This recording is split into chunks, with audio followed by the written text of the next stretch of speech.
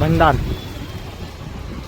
तर याच्या समोरच एक मित्रांनो ज्योतिर्लिंग आहे महादेवांचं, आणि तर तुम्हाला ते पण मी दाखवतो.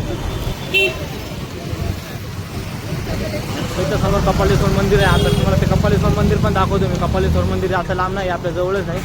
आणि इकडं बुटाचं शॉप आहे पूर्ण. तर हे बघू आता भोले.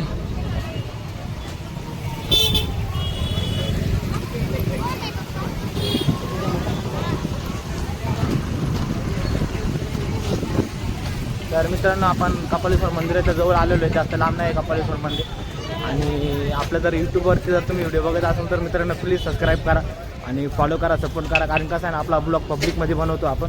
आणि पब्लिकमध्ये बनवायचं एकच कारण आहे, कारण कसं आहे ना, पब्लिकमधल्या ब्लॉगला ना जास्त सपोर्ट करता लोक.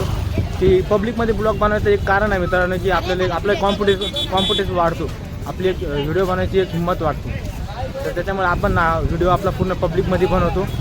आणि इकडच्या साईडला ना जास्त व्हिडिओ शूट करायसाठी बरेच जण येतात, रील्स वगैरे बनवता इकडं. आणि तर चला समोरच आहे कपालेश्वर मंदिर, तुम्हाला दाखवतो मी.